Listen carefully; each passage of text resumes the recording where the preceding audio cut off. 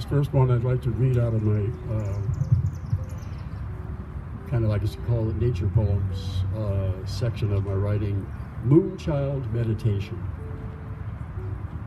Barefoot moonchild casts long, spins lines, fishes deep, feels secure. All is well underneath the surface, where water surrounds, presses soft on eardrum and skin. Cool silence, swim, glide. Frog, turtle, and fish are friends. Washed clean underwater, wonderful. Held breath a long time. Break surface, open eyes to moonlit ripples in widening arcs across the lake. This evening, a loon is calling. Come home, come home.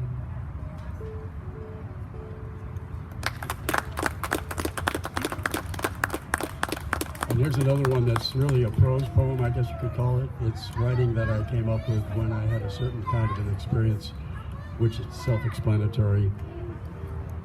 Day of sun-filled reasons for gratitude. After swimming Penobscot's cool ocean, trembling up the meadow path to the house, my nostrils inhaled a fragrance unknown in 42 years of breathing. It was a pollinated perfume of wildflowers after a sunny day, with a slight cooling as the afternoon waned, and I drank it in, bathing my olfactory sense with its almost liquid freshness. Perhaps my swim had prepared me for breathing deeper than usual, or my shivering put other senses on hold, but as I walked barefoot past Goldenrod and Queen Anne's lace, I stepped through the most exquisite invisible curtain of aromas, a blend of not quite identifiable smells that expanded in my nose and filled my lungs with its richness. I expanded my sensory limits in that brief moment, becoming aware of something new life has to offer. I only need to keep myself active and aware, alive to my senses, and nature will offer its gifts to me. In that moment, I got away from it all, left my worries behind, and became immersed in the wonderful now of experience, so transient, yet so real.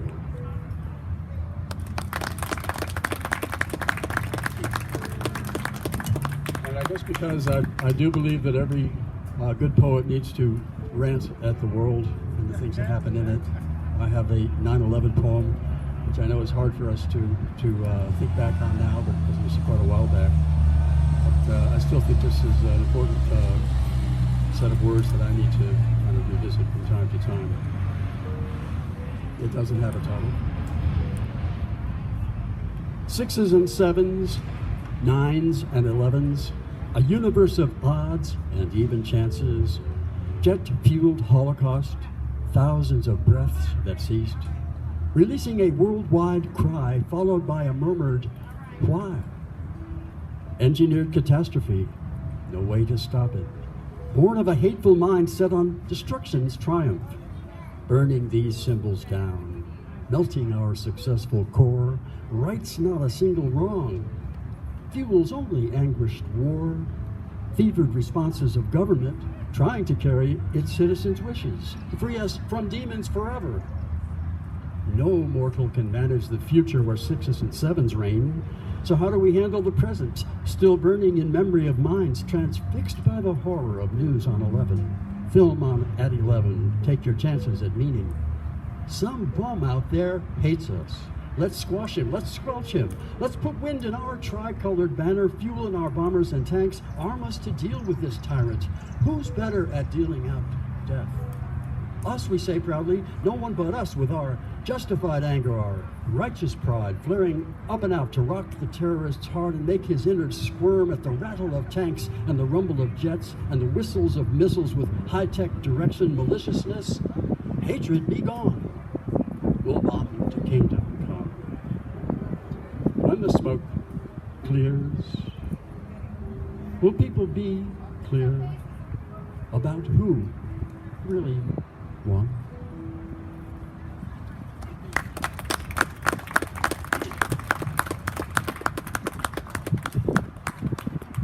This one is titled Deep Joy.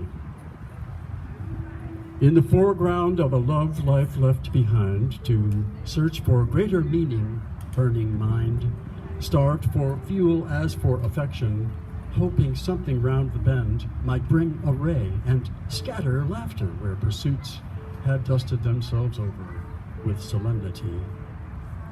In the background, children only call when pockets are lined with cash and prospects are good. Has the world shredded the veil of your success, child? Are you forced to cry out, I'm afraid? Why is the phone so suddenly dead? Did you think we only cared when you're on top? Did you not know how far down we've been too? The race we run has hurdles, joy and fear. The brilliant sun hides out behind the moon in the mysterious darkness of that eclipse. Dreamers fathom worlds created deep in weightless sleep. The lover in us calls out for a friend. The doubter feels her fears, and he who knows deep joy relaxes into deeper reverence, peace. I seem to like to end my poems on that word, don't I? I don't know. Something about that. This one was written about New Year's. It's titled New Year's, but I can't remember the year, but I think it was right after 2008, if I judge from the references in here. The first dare we say Noel, angels say, get a grip, prepare to travel, forecast lousy, spent fears, poorhouse blues, economy suddenly tries to figure itself out. Experts baffled, count your blessings, measure the depth of your gratitude. Amazing. Fear won't coexist with thanks. What to do? Shine light on lasting truth. Express concern. There's a fellow human being who hurts. Perhaps your helping hand could bring relief or show the path to make a wiser choice. In deeds of mercy, Christmastide is near. Catch yourself indulging to forget. Time can be tricked, but for a while. Then the sands run out and your ticker talks the last tick. An angel calls your name and you awake.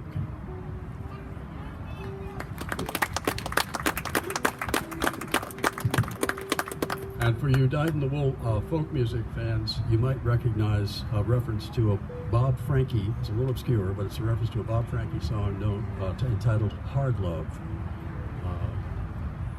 Anyway, it's a song with a very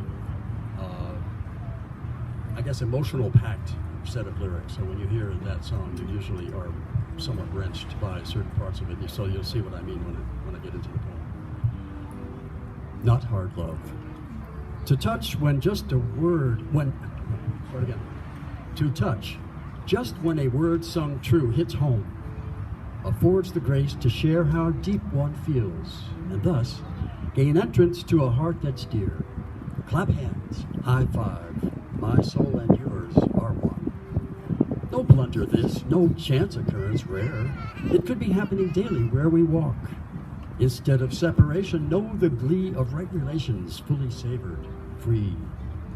To let a touching moment pass not by, tucked away for solo contemplation. Let nature have her way from this time forth, that nature whose strong hand would guide this thought. Yes, I will reach to touch another's heart. The moment's here to fan love's glowing spark.